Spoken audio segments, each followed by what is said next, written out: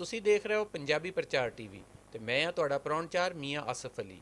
ਤੇ ਅੱਜ ਪੰਜਾਬੀ ਪ੍ਰਚਾਰ ਸਟੂਡੀਓ ਵਿੱਚ ਸਾਡੇ ਪ੍ਰਾਹੁਣੇ ਨੇ ਇੰਡੀਆ ਦੇ ਇੱਕ ਐਸੇ ਸਰਦਾਰ ਜਿਨ੍ਹਾਂ ਦਾ ਖਾਨਦਾਨ, ਜਿਨ੍ਹਾਂ ਦਾ ਪੂਰਾ ਫੈਮਿਲੀ ਪਰਿਵਾਰ ਤਵੀਲ ਅਰਸੇ ਤੋਂ ਪਾਕਿਸਤਾਨ ਆ ਰਿਹਾ ਦਰਸ਼ਨ ਦੀਦਾਰ ਕਰਨ ਗੁਰਦੁਆਰਿਆਂ ਦੇ। ਜੀ ਸਾਡੇ ਨਾਲ ਅੱਜ ਮੌਜੂਦ ਆ GB ਸਿੰਘ ਉਰਫ ਡਾਕਟਰ ਪੰਮੀ ਜਾਂ ਪੰਮੀ ਪਟਵਾਰੀ ਦੇ ਨਾਂ ਤੋਂ ਵੀ ਉਹ ਜਾਣੇ ਜਾਂਦੇ ਆ।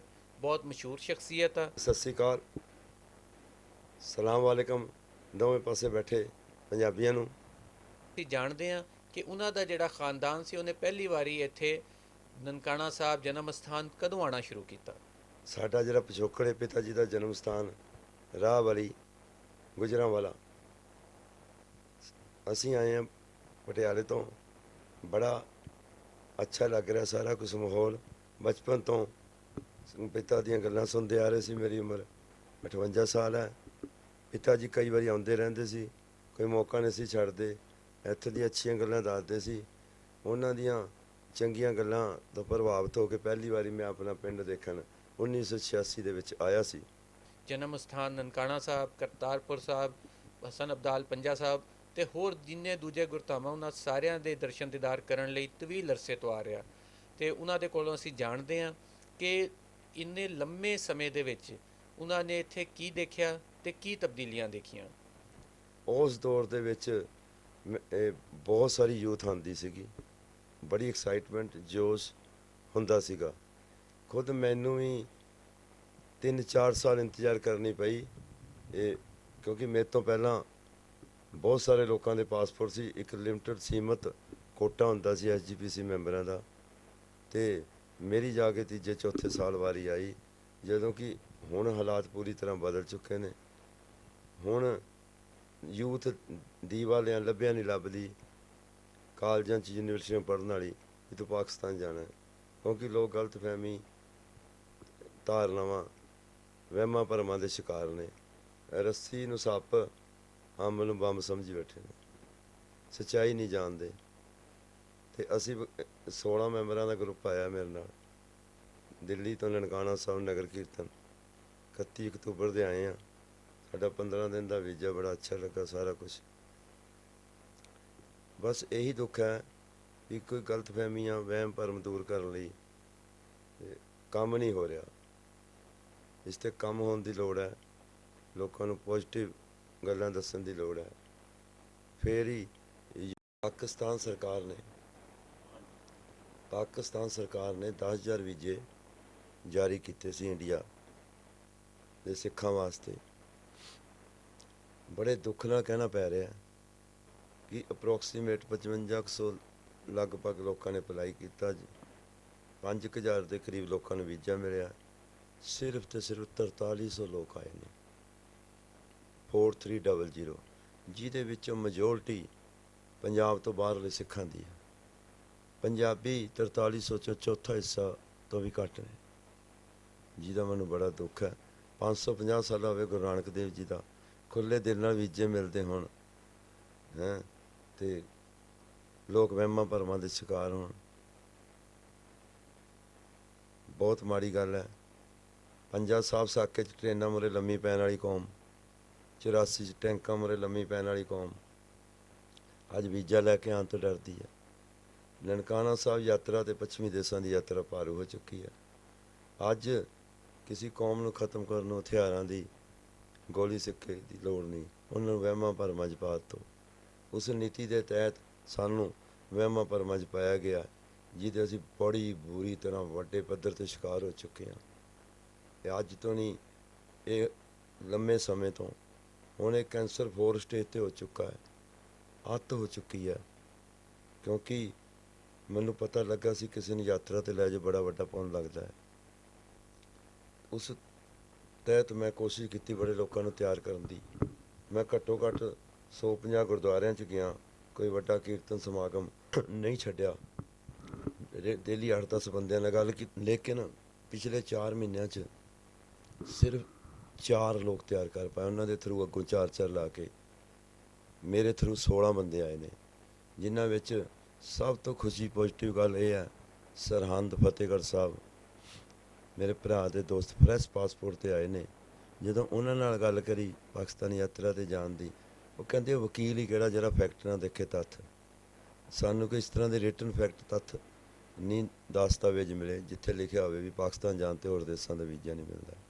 ਅਜਿਹੀ ਕੋਈ ਗੱਲ ਨਹੀਂ ਹੈ। ਉਹ ਬੜੇ ਜੋਸ਼ ਨਾਲ ਆਏ ਨੇ, ਬੜੀ ਐਕਸਾਈਟਮੈਂਟ ਆਏ ਨੇ, ਅਤੇ ਉੱਥੇ ਮੁਹੱਬਤ ਦਾ ਪੈਗਾਮ ਦੇਣਗੇ।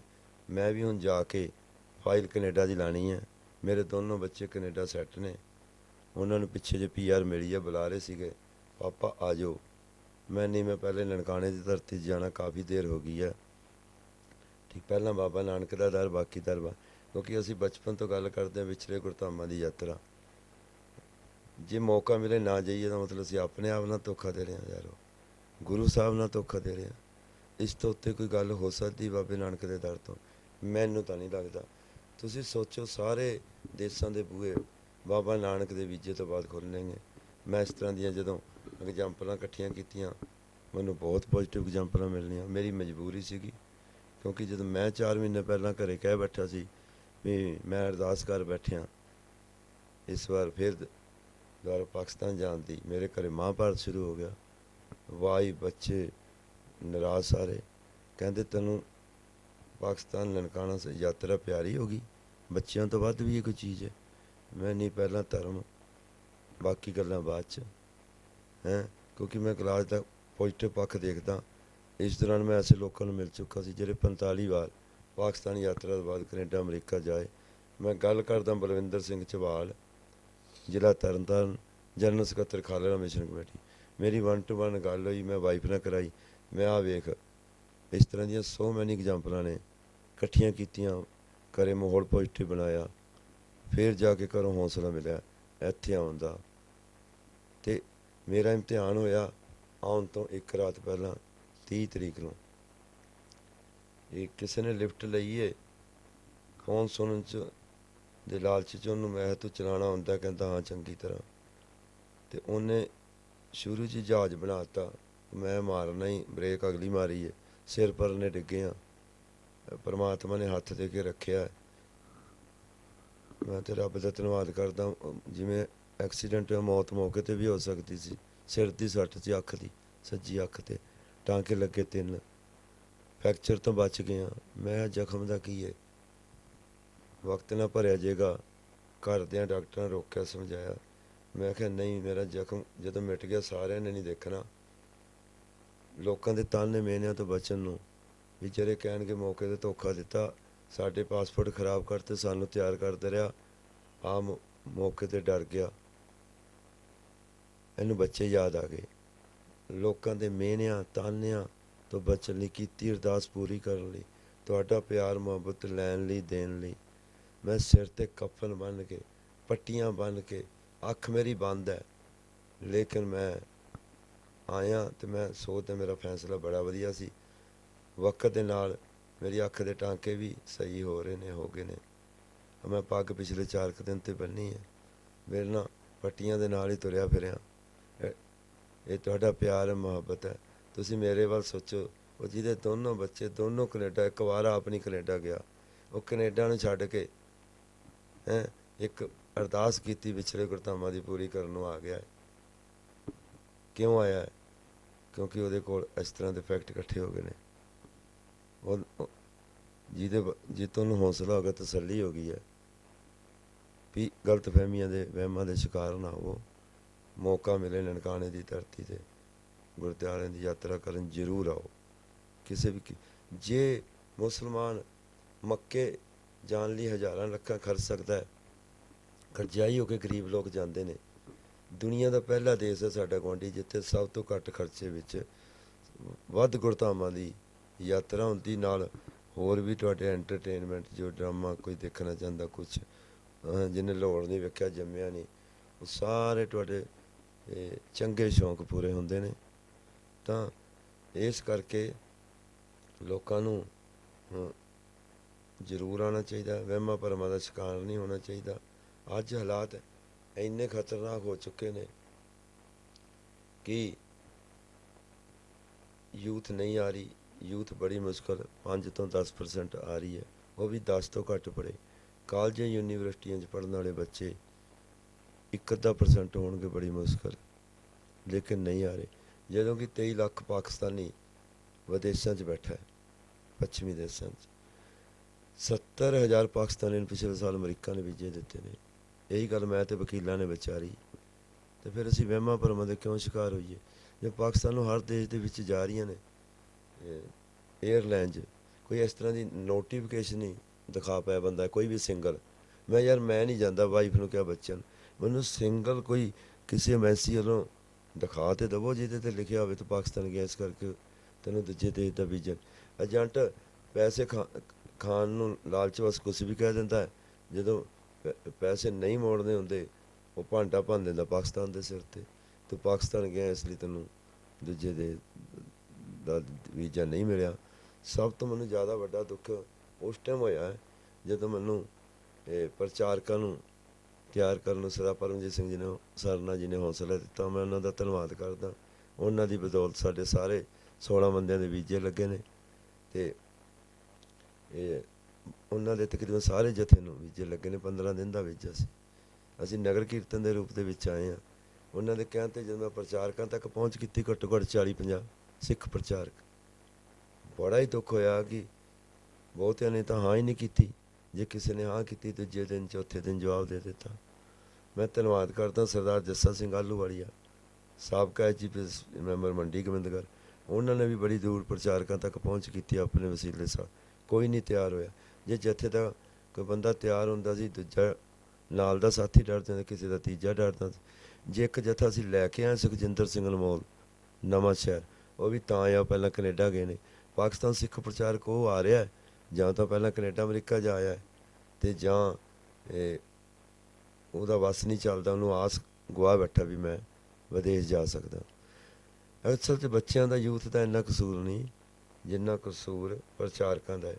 ਸਾਡੇ ਉੱਥੇ ਨਾਮੀ ਪ੍ਰਚਾਰਕ ਕਈ ਸਟੇਜਾਂ ਤੋਂ ਕੀਰਤਨ ਕਰਦੇ ਲੋਕਾਂ ਨੂੰ ਕਹਿੰਦੇ ਨੇ, ਗਿਆਨੀ ਗੁਰਬਚਨ ਸਿੰਘ ਖਾਲਸਾ 25 ਸਾਲਾਂ ਤੋਂ ਜਥੇ ਲੈ ਕੇ ਆ ਰਹੇ ਨੇ। ਉਹਨਾਂ ਮੈਨੂੰ ਦੱਸਿਆ ਵੀ ਉਹ ਇੰਟਰਨੈਸ਼ਨਲ ਕੀਰਤਨ ਵਾਲਾ ਕਹਿ ਰਿਹਾ ਦਾਸ ਨੂੰ ਪਾਕਿਸਤਾਨ ਤੋਂ ਸੱਦੇ ਆਉਂਦੇ ਨੇ, ਦਾਸ ਨਹੀਂ ਜਾਂਦਾ ਕਿਉਂਕਿ ਦਾਸ ਨੇ ਅਮਰੀਕਾ ਕੈਨੇਡਾ ਜਾਣਾ ਹੁੰਦਾ। ਹੁਣ ਛੋਟੇ ਬੱਚੇ ਨਵੇਂ, ਜਦੋਂ ਉਹਨਾਂ ਨੂੰ ਪਹਿਲੇ ਦਿਨੋਂ ਅਜਿਹੀਆਂ ਗੱਲਾਂ ਨੈਗੇਟਿਵ ਜ਼ਿਆਦਾ ਸੁਣਨ ਨੂੰ, ਉਹ ਵੀ ਪ੍ਰਚਾਰਕ ਇੰਟਰਨੈਸ਼ਨਲ ਨਾਮੀ ਪ੍ਰਚਾਰਕਾਂ ਦੇ ਮੂੰਹ, ਤਾਂ ਦੱਸੋ ਉਹ ਪੋਜ਼ੀਟਿਵ ਮਾਹੌਲ ਕਿਵੇਂ ਬਣੇਗਾ, ਕਿਵੇਂ ਹੌਸਲਾ ਕਰਨਗੇ? ਹੌਸਲਾ ਤਾਂ ਕੋਈ ਦੇ ਹੀ ਨਹੀਂ ਰਿਹਾ। ਉਹਨੂੰ ਟੋਕਿਆ ਗਿਆਨੀ ਗੁਰਬਚਨ ਸਿੰਘ ਖਾਲਸਾ ਮੰਡੀ ਡੱਬ ਵਾਲੀ ਨੇ, ਉਹ ਜੱਥਾ ਲੈ ਕੇ ਆਏ ਨੇ, ਇਹ ਖਾਲਸੇ ਤੁਹਾਨੂੰ ਸ਼ੋਭਾ ਨਹੀਂ ਦਿੰਦਾ। ਅਰਦਾਸ ਕਰਨੀ ਵਿਛੜੇ ਗੁਰਧਾਮਾਂ ਦੀ, ਕੌਮ ਨੂੰ ਵਹਿਮਾਂ 'ਚ ਨਹੀਂ, ਇਹ ਵਹਿਮਾਂ 'ਚੋਂ ਕੱਢ ਨਹੀਂ ਸਕਦੇ ਤਾਂ ਪਾਓ ਨਾ, ਇਹ ਤੁਹਾਡੀ ਗਲਤ ਗੱਲ ਹੈ। ਉਹ ਕਹਿੰਦੇ ਜੀਵ ਸਿੰਘ ਪਹਿਲੀ ਵਾਰੀ ਹੋਇਆ, ਗੁਰਬਚਨ ਸਿੰਘ ਖਾਲਸਾ ਡੱਬ ਵਾਲੀ ਕਹਿੰਦੇ ਕਿ ਮੇਰੇ ਤੋਂ ਪੂਰਾ ਕੋਟਾ ਹੀ ਨਹੀਂ ਹੋ ਰਿਹਾ। ਧੰਨਵਾਦ ਇਮਰਾਨ ਖਾਨ ਦਾ ਜਿਹਨੇ ਕਈ ਵਾਰੀ ਡੇਟ ਵਧਾਈ ਹੈ। ਕਹਿੰਦਾ ਮੇਰੇ ਤੋਂ 1500 ਦਾ ਮੇਰਾ ਕੋਟਾ ਹੈ, 500 ਤੋਂ ਉੱਤੇ ਕੋਟਾ ਨਹੀਂ ਹੋਇਆ। ਕੋਟਾ ਕਿਸੇ ਦਾ ਵੀ ਨਹੀਂ ਪੂਰਾ ਹੋ ਰਿਹਾ, ਚਾਹੇ ਉਹ SGPC ਹੈ, ਚਾਹੇ ਉਹ ਹੋਰ 5-6 ਸੰਸਥਾਵਾਂ ਨੇ, ਸਾਰਿਆਂ ਦਾ ਸਿਰ 4300 ਬੰਦਾ ਆਇਆ। ਇਹਦੇ ਵਿੱਚ ਭਾਰਤ ਸਰਕਾਰ ਦਾ ਕੋਈ ਕਸੂਰ ਨਹੀਂ। ਲੋਕ ਗਲਤ ਫਹਿਮੀਆਂ ਦਾ ਸ਼ਿਕਾਰ ਨੇ, ਭਾਰਤ ਸਰਕਾਰ 'ਤੇ ਦੋਸ਼ ਮੜ੍ਹਦੇ ਨੇ। Visa Pakistan high commission embassy ਨੇ ਦੇਣਾ ਹੈ, ਭਾਰਤ ਸਰਕਾਰ ਨੇ ਕਿਸੇ ਨੂੰ ਨਹੀਂ ਰੋਕਿਆ। ਅਸੀਂ ਗਲਤੀ ਆਪਣੀ ਦੂਜਿਆਂ ਸਿਰ ਮੜ੍ਹ ਦਿੰਦੇ ਹਾਂ। 550 ਸਾਲਾਂ ਮੌਕਾ ਹੋਵੇ, ਵੀਜ਼ੇ ਖੁੱਲ੍ਹੇ ਦਿਲ ਨਾਲ ਸੰਗਤ ਆਵੇ ਨਾ। ਇਹ ਤਾਂ ਉਹ ਗੱਲ ਹੋਈ, ਕੁੜੀ ਵਾਲਿਆਂ ਵੱਲੋਂ ਸੱਦਾ ਹੈ ਮੁੰਡੇ ਨੂੰ ਵੀ 100 ਬਰਾਤੀ ਲੈ ਕੇ ਆਵੀਂ, ਅਤੇ ਉਹ ਵਿਚਾਰੇ ਲੱਭਣ ਡੇ ਨੇ, ਬਰਾਤੀ ਨਹੀਂ ਲੱਭਣ ਡੇ, ਅਤੇ ਬੜੀ ਮੁਸ਼ਕਲ 43 ਲੱਭੇ ਨੇ। ਲੱਖ ਲਾਹਨਤ ਐਸੇ ਬਰਾਤੀ ਦੂਲੇ ਲਾੜੇ ਦੇ ਅਤੇ ਉਹਦੇ ਪਿਓ ਦੇ, ਜਿਹਨੂੰ ਕੁੜੀ ਦੇ ਕਹਿਣ 'ਤੇ 100 ਬਰਾਤੀ ਨਹੀਂ ਆਇਆ, ਕੀ ਸਮਾਜ ਨੂੰ ਮੂੰਹ ਦਿਖਾਏਗਾ? ਅਸੀਂ ਸ਼ਰਮਿੰਦੇ ਹਾਂ ਅੱਜ ਆਪਣੇ ਆਪ ਬਹੁਤ। ਸਾਡੇ ਮੱਥੇ 'ਤੇ ਕਲੰਕ ਲੱਗਾ ਹੈ ਵੀ 550 ਸਾਲਾਂ 'ਤੇ ਆਸ ਸੀ ਸੰਗਤ ਵੱਧ ਹੈ। ਕਿ ਨਨਕਾਣਾ ਸਾਹਿਬ ਵੀ ਦੁਕਾਨਦਾਰਾਂ ਨੇ ਗੱਲ, ਕਈਆਂ ਨੇ ਕਿਹਾ ਔਨ ਰਿਕਾਰਡ, ਕਹਿੰਦੇ ਸਰਦਾਰ ਜੀ ਹੋਇਆ ਕਿ ਉਹ ਤਾਂ ਉਲਟ ਹੋ ਗਿਆ। ਇਹ ਤਾਂ ਆਮ ਸਾਲਾਂ ਜਿਹੜੇ ਗੁਰਪੁਰਬ ਉਹਨਾਂ 'ਤੇ ਵੀ ਸੰਗਤ ਘੱਟ ਆਈ ਹੈ। ਬਹੁਤ ਦੁੱਖ ਹੋਇਆ ਇਸ ਤਰ੍ਹਾਂ ਦੀਆਂ ਗੱਲਾਂ ਸੁਣ ਕੇ। ਅਤੇ ਜੇ ਉਹ ਹਾਜੀ ਜਾ ਕੇ ਮੱਕੇ ਮਦੀਨੇ ਮੁਸਲਮਾਨ ਵੀਰ ਬਣ ਸਕਦੇ ਨੇ, ਸਾਡਾ ਮੱਕਾ ਮਦੀਨਾ ਨਨਕਾਣਾ ਹੈ। ਤੇ ਘੱਟ ਖਰਚੇ ਤੇ ਹੋ ਰਿਹਾ ਹੈ। ਅੱਜ ਜਿਹੜੀ ਇੱਥੇ ਆ ਰਹੀ ਹੈ ਸੰਗਤ, ਉਹਦੇ 'ਚ 70% ਬੰਦਿਆਂ ਦੀ ਉਮਰ 50 ਸਾਲ ਤੋਂ ਉੱਤੇ ਹੈ। 50 ਸਾਲ ਤੋਂ ਉੱਤੇ। ਉਹਦੇ ਵਿੱਚ ਵੀ ਮੈਂ ਜਿਵੇਂ ਤੁਹਾਨੂੰ ਕਹਿ ਚੁੱਕਾ, 75% ਪੰਜਾਬ ਤੋਂ ਬਾਹਰਲੀ ਹੁੰਦੀ ਹੈ। ਬਹੁਤ ਮਾੜੀ ਗੱਲ ਹੈ। ਤੁਸੀਂ ਕਹਿੰਦੇ ਹੋ ਜੀ ਇਮਰਾਨ ਖਾਨ ਜੀ ਅਸੀਂ ਇੰਨੇ ਵੀਜ਼ੇ ਦੇਤੇ, ਉਹ ਵੀਜ਼ੇ ਤੇ ਦੇਤੇ, ਪੋਜ਼ਿਟਿਵ ਮਾਹੌਲ ਵੀ ਤਾਂ ਬਣਾਓ ਨਾ। SGPC ਬਣਾ ਰਹੀ ਹੈ। ਮੈਂ ਧੰਨਵਾਦ ਕਰਦਾ ਸਰਦਾਰ ਜੱਸਾ ਸਿੰਘ ਆਹਲੂਵਾਲੀਆ ਸਾਹਿਬ ਦਾ, SGPC ਮੈਂਬਰ ਦਾ, ਜਿਹਨੇ SGPC ਦੇ ਪ੍ਰਧਾਨ ਲੌਂਗੋਵਾਲ ਜੀ ਨੂੰ ਲੈਟਰ ਲਿਖਿਆ ਹੈ ਪੋਜ਼ਿਟਿਵ ਮਾਹੌਲ ਬਣਾਉਣ ਵਾਸਤੇ ਵੀ ਗਲਤਫਹਿਮੀਆਂ ਦੂਰ ਕਰੋ। ਲੇਕਿਨ ਉਹਨਾਂ ਨੇ ਕੋਈ ਗਲਤਫਹਿਮੀਆਂ ਦੂਰ ਨਹੀਂ ਕੀਤੀਆਂ। ਜੋ ਆਪਣੀ ਜ਼ਿੰਮੇਵਾਰੀ ਨਿਭਾਵੇ, SGPC ਸ਼੍ਰੋਮਣੀ ਗੁਰਦੁਆਰਾ ਪ੍ਰਬੰਧਕ ਕਮੇਟੀ ਨਾਮੀ ਸੰਸਥਾ ਹੈ, ਤਾਂ ਸੰਗਤ ਆ ਸਕਦੀ ਸੀ। ਅੱਜ ਜਿਹੜਾ ਮੱਥੇ ਤੇ ਕਲੰਕ ਲੱਗਾ ਹੈ ਐਡਾ ਵੱਡਾ, ਜਿਹਨੂੰ ਇਤਿਹਾਸ ਆਉਣ ਵਾਲੀਆਂ ਸਦੀਆਂ ਬੱਚੇ ਸਾਨੂੰ ਮਾਫ ਨਹੀਂ ਕਰਨਗੇ, ਉਹ ਕਲੰਕ ਨਾ ਲੱਗਦਾ। ਬੰਨ੍ਹ ਕੇ ਮੇਰੀ ਪੰਜਾਬ ਦੇ ਨੌਜਵਾਨਾਂ ਨੂੰ ਅਪੀਲ ਹੈ, ਮੈਂ ਆਪਣੇ ਬੱਚੇ ਨੂੰ ਵੀ ਕਿਹਾ ਸੀ, ਪੁੱਤਰਾ ਮੈਨੂੰ ਮੂੰਹ ਤਾਂ ਦਿਖਾਈ, ਇੰਡੀਆ ਤਾਂ ਆਈ, ਪਹਿਲਾਂ ਬਾਬੇ ਨਾਨਕ ਦੇ ਦਰ 'ਤੇ ਮੋਹਰ ਲਵਾਈ ਹੈ। ਮੈਂ ਇਹੀ ਕਹਿਣਾ ਚਾਹਾਂਗਾ ਆਪਣੀ ਯੂਥ ਨੂੰ, ਬਾਬੇ ਨਾਨਕ ਦੇ ਦਰ ਨਾਲ ਜੁੜੇ ਰਹੋ, ਗਲਤਫਹਿਮੀਆਂ ਵਹਿਮਾਂ ਦੇ ਸ਼ਿਕਾਰ ਨਾ ਹੋ। ਦਰਬਾਰ ਸਾਹਿਬ ਨਨਕਾਣਾ ਸਾਹਿਬ ਜਾਣ ਤੋਂ ਬਾਅਦ ਹੀ ਵਿਦੇਸ਼ਾਂ 'ਚ ਜਾਓ, ਗੁਰੂ ਨਾਨਕ ਦਾ ਆਸ਼ੀਰਵਾਦ ਲੈ ਕੇ, ਹਰਿਮੰਦਰ ਸਾਹਿਬ ਆਸ਼ੀਰਵਾਦ ਲੈ ਕੇ। ਅਤੇ ਜਿਵੇਂ ਕਈ ਯੂਥ ਆਉਣੀ ਸ਼ੁਰੂ ਹੋ ਗਈ ਹੈ, ਉਸ ਤਰ੍ਹਾਂ ਵੀ ਤੁਸੀਂ ਵਾਪਸੀ ਵੀ ਨਾਲੇ ਟਿਕਟ ਸਸਤੀ ਮਿਲਦੀ ਹੈ, ਨਨਕਾਣੇ ਦਰ 'ਤੇ ਮੱਥਾ ਟੇਕ ਕੇ ਫਿਰ ਦਰਬਾਰ ਸਾਹਿਬ ਹੋ ਕੇ ਫਿਰ ਪੰਜਾਬ ਐਂਟਰ ਹੋਵੋ। ਉਹ ਪੂਰਾ ਪੰਜਾਬੀ ਹੋ ਨਹੀਂ ਸਕਦਾ ਜਿਹੜਾ ਪਾਕਿਸਤਾਨ ਨਹੀਂ ਗਿਆ, ਕਿਉਂਕਿ ਪੰਜਾਬ ਦੇ 5 ਗੁਣਾ, ਪੰਜਾਬ ਤੋਂ 5 ਗੁਣਾ ਵੱਡਾ ਪਾਕਿਸਤਾਨ ਦਾ ਪੰਜਾਬ ਹੈ, ਜਿੱਥੇ ਸੂਫੀਜ਼ਮ, ਸਾਡਾ ਵਿਰਸਾ, ਕਲਚਰ, ਬਹੁਤ ਕੁਛ ਲਿਖਿਆ। ਕਿਉਂਕਿ ਅਸੀਂ ਪਹਿਲਾਂ ਪੰਜਾਬੀ ਹਾਂ। ਇਹ ਭਾਰਤ ਅਤੇ ਪਾਕਿਸਤਾਨ ਇਹ ਨਾਮ 1947 ਤੋਂ ਬਾਅਦ ਹੋਂਦ ਵਿੱਚ ਆਏ ਨੇ, ਸਾਹਮਣੇ ਆਏ ਨੇ। ਆਪਣਾ ਪਿਆਰ ਮੁਹੱਬਤ ਵਧਾਈ ਰੱਖੋ, ਨਫ਼ਰਤਾਂ ਖਤਮ ਕਰੋ। ਕਰਤਾਰਪੁਰ ਕੋਰੀਡੋਰ ਬਹੁਤ ਵਧੀਆ, ਇਹਦੇ ਵਿੱਚ ਆਉਣ ਵਾਲੇ ਸਮੇਂ ਸਹਾਈ ਹੋਏਗਾ। ਇੱਥੇ 2 ਸ਼ਬਦਾਂ 'ਚ ਕਹਿਣਾ ਹੋਵੇ, ਇਹ ਇਸ ਤਰ੍ਹਾਂ ਬਣਿਆ ਹੈ ਜਿਵੇਂ ਮੁੰਡਾ ਕੁੜੀ ਕਿਸੇ ਕਾਰਨ ਉਹਨਾਂ ਨੂੰ ਰੋਂਦੇ ਹੱਸਦੇ ਸ਼ਾਦੀ ਤਾਂ ਕਰਨੀ ਪੈ ਗਈ।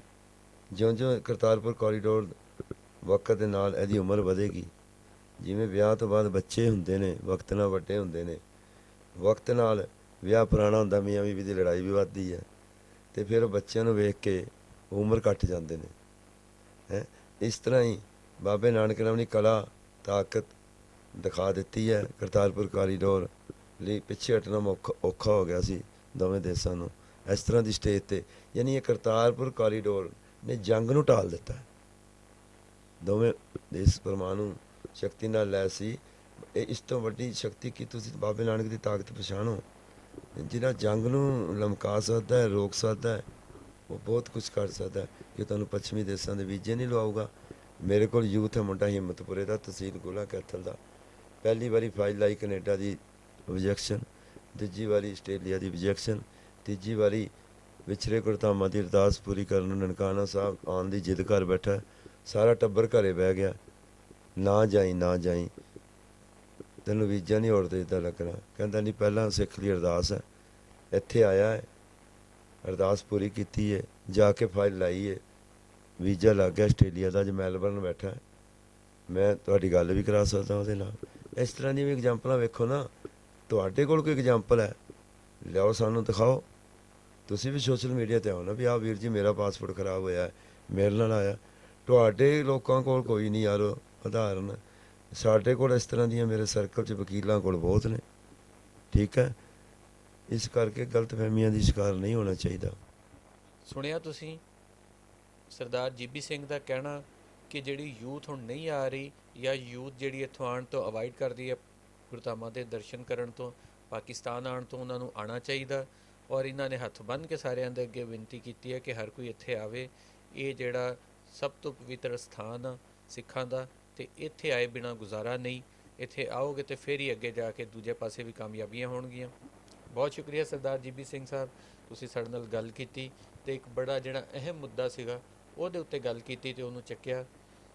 ਸੱਜਣੋਂ, ਹੋਰ ਪ੍ਰੋਗਰਾਮ ਲੈ ਕੇ ਹਾਜ਼ਰ ਹੁੰਦੇ ਰਹਾਂਗੇ। ਉਸ ਟਾਈਮ ਤੱਕ ਮੈਨੂੰ ਦਿਓ ਇਜਾਜ਼ਤ। ਰੱਬ ਰੱਖ।